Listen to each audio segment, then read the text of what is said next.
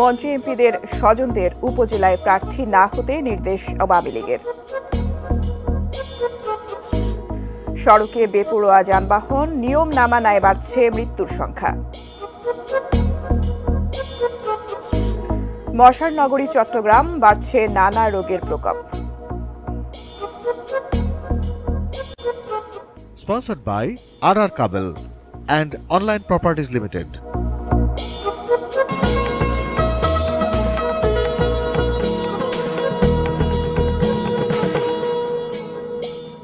এটি নিউজ দেখছেন। সারা দেশের সবশেষ খবর নিয়ে এটি নিউজের নিয়মিত আয়োজন দেশের খবরে আমন্ত্রণ জানাচ্ছি। সঙ্গে আছি আমি ফারহিন টুম্পা। শুনছিলেন সংবাদ শিরোনাম, এবারে বিস্তারিত। মন্ত্রী এমপিদের স্বজনদের উপজেলা নির্বাচনে প্রার্থী না হতে নির্দেশ দিয়েছে আওয়ামী লীগ। দলটির দপ্তর বিভাগ এই তথ্য জানিয়েছে। ইতিমধ্যে দলটির দায়িত্বপ্রাপ্ত সাংগঠনিক সম্পাদকেরা নিজ নিজ বিভাগের মন্ত্রী সংসদ সদস্যদের দলের এই নির্দেশ জানাতে শুরু করেছেন। এরপরও কেউ ভোট থেকে সরে না দাঁড়ালে বহিষ্কার সহ সাংগঠনিক ব্যবস্থা নেওয়ার হুমকি দেওয়া হয়েছে। আওয়ামী লীগের দপ্তর এই তথ্য নিশ্চিত করেছে। এর আগে আওয়ামী লীগের সাধারণ সম্পাদক ওবায়দুল কাদের জানিয়েছিলেন, দলের মন্ত্রী এমপিরা যেন উপজেলা নির্বাচনে প্রভাব বিস্তার না করে সেই নির্দেশ দিয়েছেন দলের সভাপতি প্রধানমন্ত্রী শেখ হাসিনা। এবার 4 পর্বে উপজেলা নির্বাচন হচ্ছে। প্রথম পর্বে 150টি উপজেলায় ভোট হবে। প্রথম পর্বে 14 উপজেলায় মন্ত্রী সংসদ সদস্যদের সন্তান, পরিবারের সদস্য ও নিকটাত্মীয়রা চেয়ারম্যান পদে প্রার্থী হয়েছেন বলে জানা গেছে। মন্ত্রী ও সংসদ সদস্যদের বিষয়ে দলীয় সিদ্ধান্ত উপজেলা নির্বাচনের 4 পর্বের জন্যই প্রযোজ্য হবে বলে আওয়ামী লীগের দলীয় সূত্র জানিয়েছে।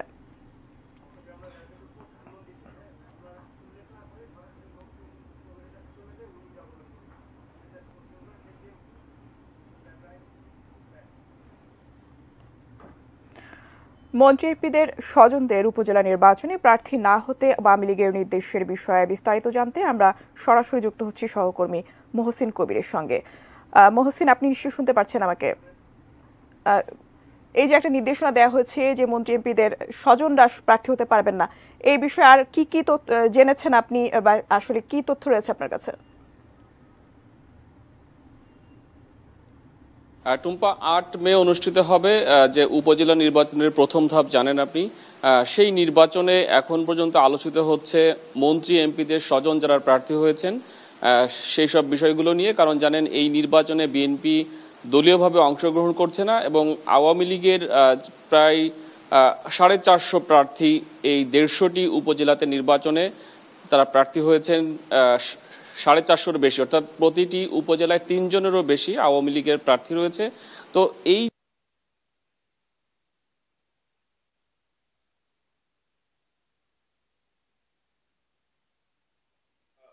জানুয়ারি যে নির্বাচন অনুষ্ঠিত হয়েছে তারই ধারাবাহিকতায় উপজেলা নির্বাচন যেন সুষ্ঠুভাবে অনুষ্ঠিত হয়, সেজন্য আওয়ামী লীগ বারবার বৈঠক করছে এবং দলের নেতাকর্মীদেরকে নানান ধরনের নির্দেশনাও দিচ্ছে। তো আজকে যে নির্দেশনা দেওয়া হয়েছে সেটি হচ্ছে যে এমপি এবং মন্ত্রীদের স্বজনরা প্রার্থী হতে পারবেন না, সেই ধরনের একটি নির্দেশনার কথা আমরা শুনেছি। তো সেই বিষয়ে জানতে আমরা এই মুহূর্তে যুক্ত হচ্ছি সরাসরি আওয়ামী লীগের সাংগঠনিক সম্পাদক SM কামাল হোসেন। জানেন যে আওয়ামী লীগের যে সকল নির্দেশনা, সেই সকল নির্দেশনাগুলো সাংগঠনিক সম্পাদকরা মূলত তৃণমূল পর্যায়ে পৌঁছে দেন। তো সেই বিষয়ে বিস্তারিত জানতে সরাসরি যুক্ত হচ্ছি আওয়ামী লীগের সাংগঠনিক সম্পাদক SM কামাল হোসেনের সঙ্গে। কামাল ভাই, আমরা একটা খবর পেলাম যে আওয়ামী লীগ সিদ্ধান্ত নিয়েছে যে দলের যারা এমপি মন্ত্রী আছেন আপনারা তাদের স্বজনরা এই উপজেলা নির্বাচনের প্রার্থী হতে পারবেন না। এই খবরটা একটু বিস্তারিত আপনার কাছ থেকে শুনতে চাচ্ছিলাম। আজকে সকালে আমাদের দলের সাধারণ সম্পাদক জননেতা জনাব ওবায়দুল কাদের, আমরা কয়েকজন সাংগঠনিক সম্পাদক এবং আমাদের কয়েকজন কেন্দ্রীয় নেতা, আমরা যখন বঙ্গবন্ধু জননেত্রী শেখ হাসিনার দলীয় কার্যালয়ে আমরা কথা বলছিলাম, তখন আমাদের দলের সাধারণ সম্পাদক আমাদের নির্দেশনা দিলেন যে মাননীয় প্রধানমন্ত্রী বঙ্গবন্ধু নির্দেশনা দিয়েছেন তাকে যে এমপি মন্ত্রীদের স্বজনরা যাতে নির্বাচনে অংশগ্রহণ না করে সেই ব্যাপারে এই মেসেজটা তাদেরকে দেওয়ার জন্য। কারণ বঙ্গবন্ধু জননেত্রী শেখ হাসিনা চান যে উপজেলা নির্বাচন প্রভাবমুক্ত, সংঘাতমুক্ত এবং মানুষ তার পছন্দ মতো প্রার্থীকে যাতে ভোট দিতে পারে এই লক্ষ্যকে সামনে রেখে যাতে কেউ প্রভাব খাটাতে না পারে, হয়তো এই কারণেই বঙ্গবন্ধুর তনয় জননেত্রী শেখ হাসিনা এই নির্দেশনা আমাদের দলের সাধারণ সম্পাদকের মাধ্যমে আমাদেরকে দিয়েছেন। মানে আপনারা কি কোনো আশঙ্কা করছেন যে এই যে উপজেলা নির্বাচন 150টি উপজেলা নির্বাচন হবে, সেই সব উপজেলা নির্বাচনকে কেন্দ্র করে যারা মন্ত্রী কিংবা এমপি স্বজনরা যারা প্রার্থী হয়েছেন, তো এটি নিয়ে এক ধরনের দ্বন্দ্ব স্থানীয় আওয়ামী লীগ নেতাদের সঙ্গে তো আছেই, তো সেটি নিয়ে সংঘাতের কোনো আশঙ্কা থেকে কি এই সিদ্ধান্ত কিনা? সংঘাত নেই, একটা হচ্ছে আমি আওয়ামী লীগের সাংগঠনিক সম্পাদক, সংসদ সদস্য। সেই ক্ষেত্রে আমি যদি আমার কোনো সন্তান বা কোনো আত্মীয়কে মনোনয়ন দেই, সেই ক্ষেত্রে তো নির্বাচনে কিছু প্রভাব পড়বেই, সেই ক্ষেত্রে নির্বাচনে কিছু বিতর্কিত ঘটনা ঘটবেই। এই কারণে হয়তো বঙ্গবন্ধুর তনয় জননেত্রী শেখ হাসিনা নির্বাচন প্রভাবমুক্ত এবং নির্বাচন গ্রহণযোগ্য করার জন্য, উৎসবমুখর পরিবেশে নির্বাচন হওয়ার জন্য, নির্বাচন যাতে সংঘাতমুক্ত থাকে এই লক্ষ্যকে সামনে রেখে হয়তো বঙ্গবন্ধুর তনয় তার দূরদর্শী নেতৃত্বে দিয়ে চিন্তা ভাবনা করে দলের সাধারণ সম্পাদককে এই নির্দেশনা দিয়েছেন। আমরা একটি বিষয় লক্ষ্য করলাম যে গত কয়েকদিন আগে রাজশাহীতে, ঠিক রাজশাহী না, নাটোরে একজন প্রার্থীকে তুলে নিয়ে যাওয়ার মতো ঘটনা ঘটেছে। তো এই সকল বিষয়গুলো কি আপনারা আপনাদের বিবেচনায় নিয়ে এসেছেন কিনা? না, প্রার্থীকে তুলে নিয়েছেন কিনা কিন্তু এটি কিন্তু আমি জানি না। হ্যাঁ, এটি কি সে প্রার্থী হইতে তাকে তুলে নেওয়া হয়েছে না অন্য কোনো কারণ আছে, এখন পর্যন্ত এই ধরনের আমি খবর নেওয়ার চেষ্টা করছি, এই ধরনের সঠিক তথ্য কেউ দিতে পারছে না। কী কারণে এই ঘটনা ঘটছে, ব্যক্তিগত কারণে হতে পারে, শুধু এই কারণে না।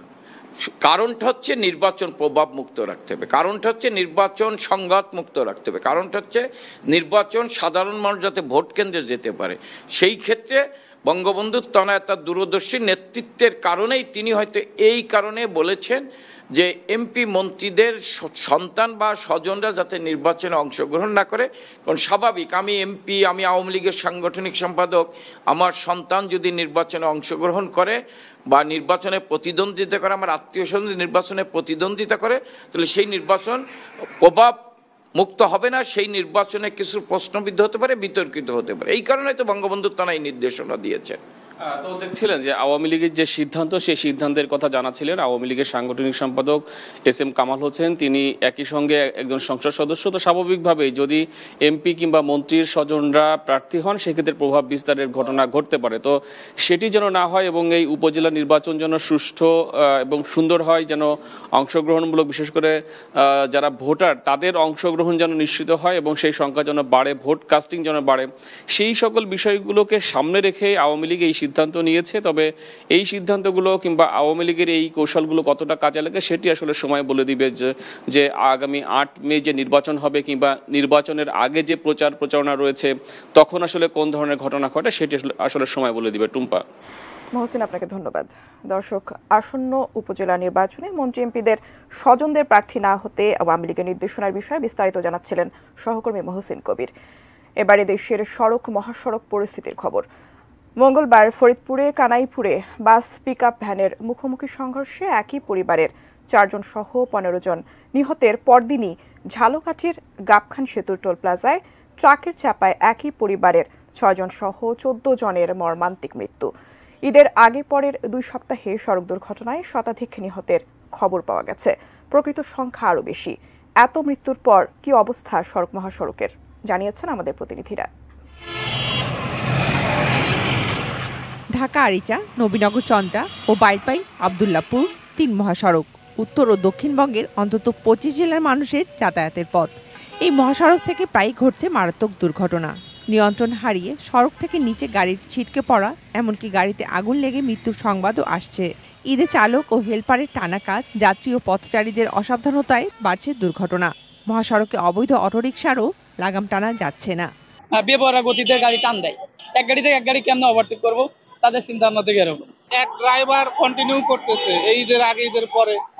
ঢাকা সিরাজগঞ্জ মহাসড়কও দুর্ঘটনা প্রবণ। ট্রাফিক আইন না মানার প্রবণতায় থামছে না মৃত্যুর মিছিল। গত 17 দিনে এই মহাসড়কের প্রায় 300 যানবাহন ও চালকের বিরুদ্ধে মামলা করা হয়েছে। দুর্ঘটনা রোধে সচেতনতা, ট্রাফিক পুলিশ ও হাইওয়ে পুলিশের তৎপরতার ওপর বেশি গুরুত্বের কথা বরাবর উচ্চারিত হলেও তা রয়েছে উপেক্ষিতই। মুন্সিগঞ্জ জেলার ওপর দিয়ে বয়ে গেছে 2টি গুরুত্বপূর্ণ মহাসড়ক। দক্ষিণাঞ্চলের প্রবেশদ্বার ঢাকা মহাসড়কের ৩২ কিলোমিটার অংশ মুন্সিগঞ্জে, আবার মুন্সিগঞ্জের গজারিয়া অংশে ঢাকা চট্টগ্রাম মহাসড়কের ১৩ কিলোমিটার। এই অংশে প্রতিনিয়তই ঘটছে দুর্ঘটনা। হাইওয়ে পুলিশের তথ্য মতে গত ১ বছরে মহাসড়কের মাওয়া ও চট্টগ্রাম মহাসড়কের গজারিয়া অংশে ১৮৬টি দুর্ঘটনায় মারা গেছেন ১১২ জন আর গুরুতর আহত হয়েছেন ২২০ জন। এসব দুর্ঘটনায় মামলা হয়েছে শতাধিক। সড়ক দুর্ঘটনার মূল কারণ হচ্ছে অদক্ষ ড্রাইভিং এবং যত্রতত্র গাড়ি পার্কিং করা। কুমিল্লায় ঢাকা চট্টগ্রাম মহাসড়কের অধিকাংশ যানবাহনের বেপরোয়া গতির খেসারত দিচ্ছেন যাত্রীরা। চালকদের অসুস্থ প্রতিযোগিতা আর অসচেতন ড্রাইভিংই প্রায় দিনই ঝরছে প্রাণ। আমাদের জনগণেরও সচেতন হওয়া উচিত, তার পাশাপাশি আইন শৃঙ্খলা বাহিনীতে যারা কাজ করে তাদেরও যথেষ্ট সচেতন হওয়া উচিত। চালক, যাত্রী এবং পথচারী সচেতন ও সতর্ক না হলে নিরাপদ হবে না সড়ক মহাসড়ক, বলছেন সব পক্ষ। Shakil Aziz, desk report, ATN news. এদিকে সুনামগঞ্জ ও কিশোরগঞ্জে সড়ক দুর্ঘটনায় ৪ জন নিহত হয়েছেন, আহত হয়েছেন আরও ৩ জন। সুনামগঞ্জের ছাতকে বাস ও সিএনজি চালিত অটোরিকশার মুখোমুখি সংঘর্ষে মারা গেছেন জনপ্রিয় বাউল শিল্পী মতিউর রহমান ওরফে পাগল হাসান। তাকে বহনকারী সিএনজি চালকেরও মৃত্যু হয়েছে। পুলিশ জানায়, সকালে সুনামগঞ্জের দোয়ারা বাজার উপজেলা থেকে অটোরিকশায় করে ছাতকের বাড়িতে ফিরছিলেন বাউল শিল্পী পাগল হাসান সহ ৫ যাত্রী। সুরমা সেতু এলাকায় বিপরীত দিক থেকে আসা একটি বাস নিয়ন্ত্রণ হারিয়ে তাদের অটোরিকশাটিকে চাপা দেয়। ঘটনাস্থলেই মারা যান পাগল হাসান ও সিএনজি চালক ছাত্তার মিয়া। সিএনজির আরও ৩ যাত্রী আহত হন। তাদের ছাতক উপজেলা স্বাস্থ্য কমপ্লেক্সে চিকিৎসা দেওয়া হচ্ছে। অন্যদিকে দুপুরে কিশোরগঞ্জ সদর উপজেলায় ভৈরব ময়মনসিংহ আঞ্চলিক সড়কের কামালিয়া চর এলাকায় বাস চাপায় মোটরসাইকেলের ২ আরোহী নিহত হয়েছেন। পুলিশ ও প্রত্যক্ষদর্শী জানান, কিশোরগঞ্জ থেকে ঢাকাগামী অনন্যা পরিবহনের একটি বাস কামালিয়াচর এলাকায় একটি মোটরসাইকেলকে পেছন দিক দিয়ে চাপা দিয়ে দ্রুত চলে যায়। এতে ঘটনাস্থলেই মোটরসাইকেলের ২ আরোহীর মৃত্যু হয়। ঘাতক বাসের চালক ও হেলপার পালিয়ে গেছে।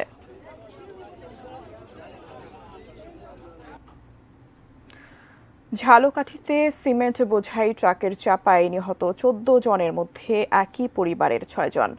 সকালে রাজাপুর উপজেলার দক্ষিণ সাউথপুর গ্রামের মাদ্রাসা মাঠে জানাজা শেষে ৪ জনকে পারিবারিক গোরস্থানে দাফন করা হয়েছে। গতকালের দুর্ঘটনায় এত মানুষের প্রাণহানিতে শোকে স্তব্ধ এলাকার মানুষ। দক্ষিণ সাউথপুর গ্রাম জুড়ে শোক আর কান্নার রোল। পিতৃভিটায় শেষবারের মতো ফেরেন হাসিবুর রহমান প্রিন্স, তার স্ত্রী নাহিদা আক্তার সোনিয়া, তাদের শিশুকন্যা তাকিয়া আক্তার ও শিশুপুত্র তাহমিদ রহমান। বৃহস্পতিবার সকাল ১০টায় অনুষ্ঠিত হয় তাদের নামাজে জানাজা। এরপর পারিবারিক কবরস্থানে একে একে দাফন করা হয় তাদের। একটি পরিবারের ৬ জনের মৃত্যুতে শোকে স্তব্ধ সবাই। কত ভালো ছেলেরা, আমাদের এলাকার অনেক ছেলেরেও নিয়া ১৫-২০টা ছেলেরে চাকরি দিয়েছে। ফ্যামিলিটা শেষ, খুব ভালো একটা ছেলে ছিল। নাহিদার বোন রিপা আক্তারকে তার বাবার বাড়ি একই উপজেলার সাঙ্গর গ্রামে দাফন করা হয়। রিপার স্বামী বিমান বাহিনীতে কর্মরত ইমরান হোসেনের বাড়ি পিরোজপুরে স্বরূপকাঠিতে হলেও দাফনের জন্য তাকে রাঙামাটিতে নিয়ে যাওয়া হয়েছে। রিপা ও ইমরানের বিয়ে হয়েছে মাত্র ১ মাস আগে। ম্যানেজার পোস্টে চাকরি করত, ঈদের ছুটিতে আসছিল বাড়িতে, বরিশাল গিয়েছিল, একটু কাজের উদ্দেশ্যে বরিশাল গিয়েছিল। হাসিবুর রহমান প্রিন্স একটি পার্সেল কোম্পানিতে চাকরি করতেন। কয়েকদিন আগে তিনি সিলেট থেকে বরিশাল বদলি হন। ভাড়া বাসা দেখার জন্য পরিবারের সদস্যদের নিয়ে প্রাইভেট কারে বরিশাল যাচ্ছিলেন প্রিন্স। দুর্ঘটনার পর থেকে সংজ্ঞাহীন তার মা। ওর মা এখন শয্যাশয়ী অবস্থায় আছেন, তাকে সান্ত্বনা দেওয়ার মতো বাসা আমাদের কাছে নাই। আমার ফ্যামিলির ৪ জন লোক একসাথে মারা গেছে, তার সাথে আমার 2 জন বোনের মেয়ে ছিল, বোনের ছেলে ছিল, সেই সহ 4 জন একবারে দুর্ঘটনায় মারা গেছে। এর জন্য আমরা সুষ্ঠু বিচার চাই। বুধবার দুপুর 1টার দিকে ঝালকাঠি শহরের গাবখান টোল প্লাজায় দ্রুতগতির একটি সিমেন্ট বোঝাই ট্রাক টোল দেওয়ার জন্য অপেক্ষারত প্রাইভেট কার, 3টি অটোরিকশা, একটি মিনি ট্রাককে চাপা দেয়। মর্মান্তিক মৃত্যু হয় একই পরিবারের 6 জন সহ 14 জনের। Mirza Monalisa, desk report, ATN News. অন্যান্য প্রসঙ্গ, দুগ্ধ ও পোলট্রি খামারিদের উৎসাহিত করতে দেশব্যাপী শুরু হয়েছে প্রাণী সম্পদ সেবা সপ্তাহ। এবারের প্রতিপাদ্য প্রাণী সম্পদে ভরব দেশ, গর্ব স্মার্ট বাংলাদেশ। বেলা 11টার দিকে ভার্চুয়ালি নাটোরের সেবা সপ্তাহ প্রদর্শনীর উদ্বোধন করেন প্রধানমন্ত্রী শেখ হাসিনা। মেলায় 30টি স্টল রয়েছে। চুয়াডাঙ্গায় প্রাণী সম্পদ সেবা সপ্তাহের প্রদর্শনীতে রয়েছে 42টি স্টল। বিভিন্ন জাতের গরু, ছাগল, ভেড়া সহ পাখি প্রদর্শন করছেন খামারিরা। জয়পুরহাটে 25টি স্টলে ফ্রিজিয়ান গরু, ব্ল্যাক বেঙ্গল ছাগল, কবুতর, ময়না সহ শৌখিন পাখি প্রদর্শন করা হচ্ছে। রাঙামাটির রাঙাপানি স্মৃতিকান্ত মাঠে প্রাণী সম্পদ প্রদর্শনীর আয়োজন করেছে জেলা প্রাণী সম্পদ বিভাগ। এই সেবা সপ্তাহে 19 থেকে 21 এপ্রিল পর্যন্ত বিনামূল্যে গবাদি পশু, হাঁস মুরগির টিকা, কৃমিনাশক ওষুধ বিতরণ, ফ্রি ভেটেরিনারি মেডিকেল ক্যাম্প ও স্কুল ফিডিং কার্যক্রম পরিচালিত হবে। রাজশাহীতে প্রথমবারের মতো অনুষ্ঠিত হতে যাচ্ছে সর্বজনীন পেনশন মেলা। পেনশন কর্মসূচিগুলোর প্রতি জনগণকে আগ্রহী করে তুলতে আগামীকাল নগরীর হাজী মোহাম্মদ মহসিন সরকারি উচ্চ বিদ্যালয় প্রাঙ্গণে অনুষ্ঠিত হবে এই মেলা। শুক্রবার সকালে মেলার উদ্বোধন করবেন প্রধানমন্ত্রীর কার্যালয়ের মুখ্য সচিব মোহাম্মদ তোফাজ্জল হোসেন মিয়া। এ নিয়ে বেলা 11টায় নিজ কার্যালয়ে অনুষ্ঠিত এক সংবাদ সম্মেলনে রাজশাহীর বিভাগীয় কমিশনার ডক্টর দেওয়ান মোহাম্মদ কবির জানান, মেলায় ব্যাংক ও আর্থিক প্রতিষ্ঠানগুলোর শতাধিক স্টল থাকবে। স্টলগুলোতে পেনশন স্কিমের সরাসরি নিবন্ধন ও স্কিমের টাকা জমা নেয়ার বুথ থাকবে। হবে কর্মশালা। তিনি আরও জানান, রাজশাহী বিভাগে 4 শ্রেণীর জনগোষ্ঠী প্রগতি, সুরক্ষা, সমতা ও প্রবাসী পেনশন স্কিমে অন্তত 9,000 জন গ্রাহক হয়েছেন। মেলার মধ্য দিয়ে এই সংখ্যা বাড়বে।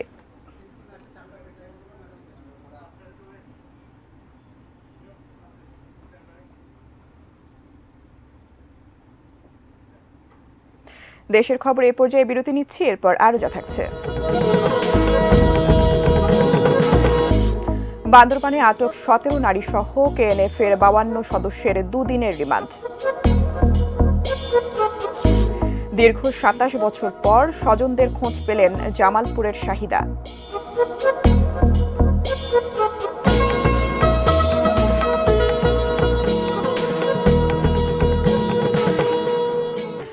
বিরতির পর আবারও আমন্ত্রণ দেশের খবরে। ধন্যবাদ আমাদের সঙ্গে থাকার জন্য।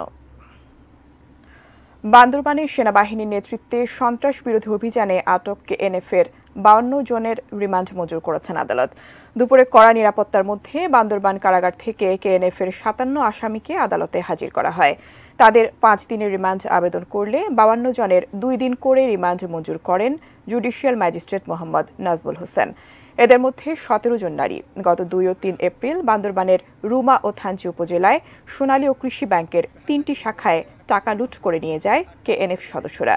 অপহরণ করে রুমা সোনালী ব্যাংকের ম্যানেজারকে। এ ঘটনায় এখন পর্যন্ত 9টি মামলা দায়ের করা হয়েছে।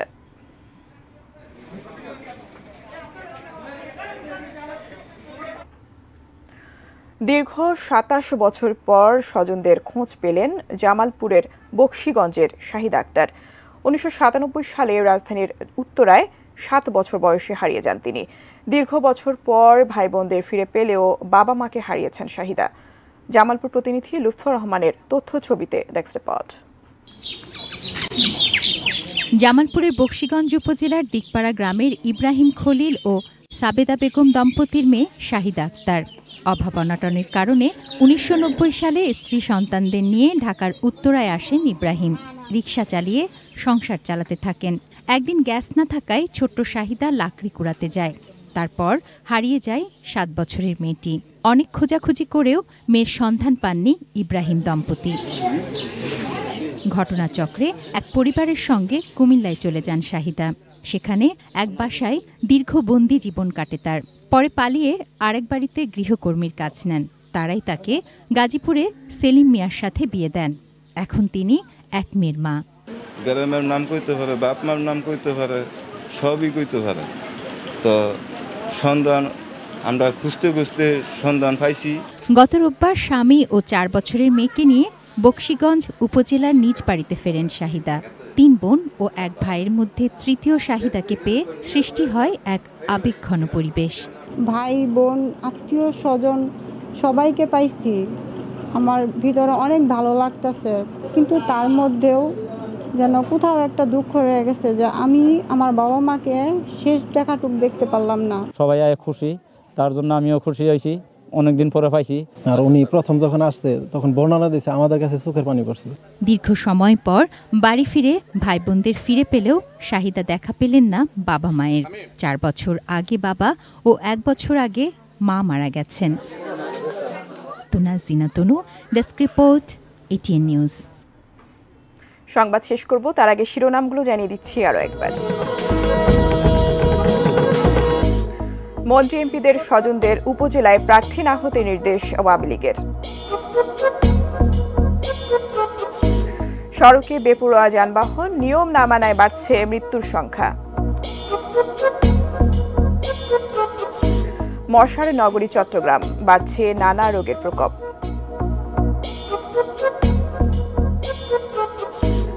বান্দরবানে আটক 17 নারী সহ KNF এর 52 সদস্যের 2 দিনের রিমান্ড। এবং দীর্ঘ 27 বছর পর স্বজনদের খোঁজ পেলেন জামালপুরের Shahida. Sponsored by RR Kabel and Online Properties Limited. দেশের খবর আজ এ পর্যন্তই। কাল আবারও দেখা হবে একই সময়ে। সে পর্যন্ত সঙ্গে থাকুন, দেখতে থাকুন ATN নিউজ। ধন্যবাদ সবাইকে।